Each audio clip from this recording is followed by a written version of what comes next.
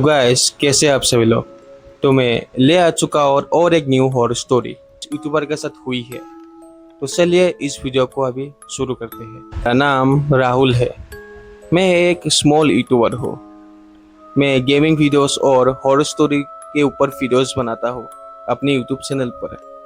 मेरे चैनल पर ज़्यादा सब्सक्राइबर थे नहीं, सिर्फ 23 सब्सक्राइबर थे उस टाइम पर। मैं रोज़ घंटों मेहनत करता था और अपलोड करता था वीडियो, लेकिन फिर भी ज़्यादातर व्यूज़ आते नहीं थे। सिर्फ 20 या 30 तक की व्यूज़ आते थे। लेकिन फिर भी मैंने हार नहीं मानी, मैं रोज़ मेहनत करता था। लेकिन उस दिन रात लगभग 2 बजे थे। मैं अपना लैपटॉप ऑन करके बैठा था। पूरा घर एकदम सन्नाटा था। स्क्रीन पर से ब्लू लाइट थी और कमरे पे पंखे की आवाज़ सुनाई दे रही थी।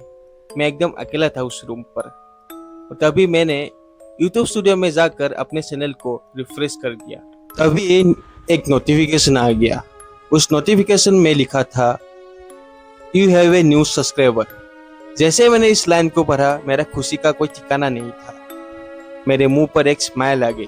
दोस्तों, होता है ना, जब हम छोटे क्रिएटर होते हैं तभी एक एक सब्सक्राइबर हमारे लिए काफी मायने रखती है। और मेरे साथ भी ऐसा ही हुआ था उस समय पर। लेकिन जैसे मैंने उस प्रोफाइल को खोला, काफी अजीब लगा मुझे उस प्रोफाइल को देखकर। उस प्रोफाइल में ना ही कोई इमेज था, ना कोई इंफॉर्मेशन, ना कोई प्लेलिस्ट।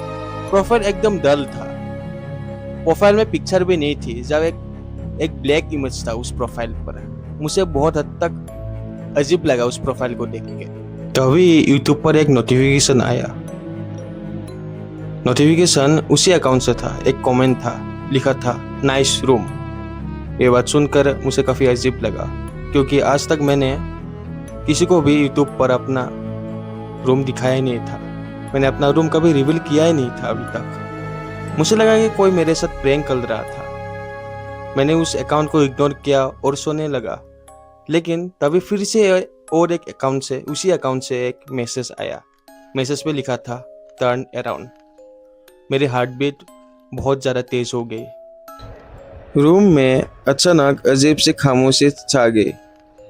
मैंने धीरे धीरे अपना गर्दन घुमाया। पीछे कोई नहीं था।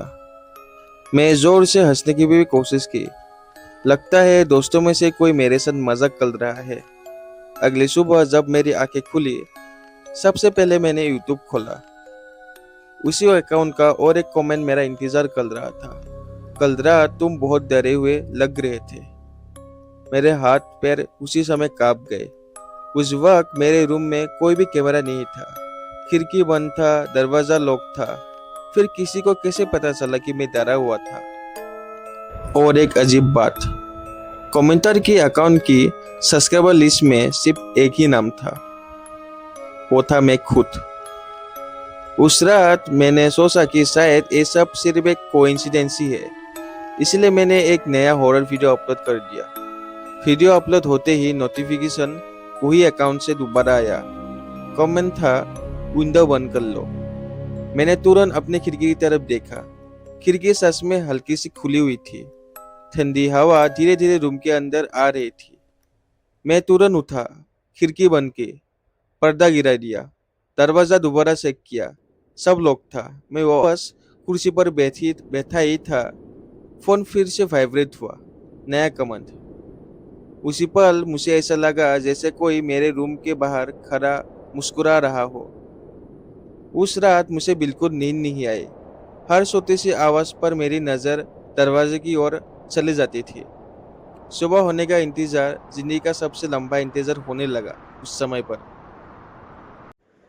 कुछ समय बाद एक आवाज मेरे पीछे से आई रात को। जैसे ही मैंने टॉर्च घुमा, मैं देखकर एकदम हैरान हो गया। उधर एक जीप था। मैं तुरंत उस जगह से भाग गया। ये सब होने के बाद दोस्तों, जो राहुल था ना, उसने अपना फ्लैट उधर ही छोड़ दिया। उसके अगले दिन ही उसने जितना भी सामान था वो कुरियर के द्वारा लेकर उस रूम को खाली कर दिया, क्योंकि उसको लगा कि इस जगह पर रहना उसके और अभी सेफ्टी कंसर्न में आ चुका है। अगर वो उधर रहा तो वो उधर मारा भी जा सकता है। तो इसीलिए उसने ये कहा था कि उसने फ्लैट अभी छोड़ दिया है। जब मैंने राहुल के साथ कांटेक्ट किया था, उसने ये बोला। लेकिन अभी भी वो जब नया घर में रहता है हर बजे रात के लगभग 2 बजे फिर से नोटिफ़िकेशन आता है, लेकिन वो डर के मारे फ़ोन को टच नहीं करता। जब वो सुबह देखता है कि कोई भी नोटिफ़िकेशन आता नहीं है। सो राहुल की ज़िंदगी अभी काफ़ी हद तक ठीक ही है, अभी कॉलेज में ही है अभी, लेकिन जो भी घटनाएँ हुई वो कभी भूल नहीं पाएगा। उम्मीद करता हूँ कि दोस्तों ये स्टोरी आपको काफ़ी पसंद आएगी, क्योंकि ये स्टोरी एकदम रियल लाइफ़ के ऊपर बेस्ड है।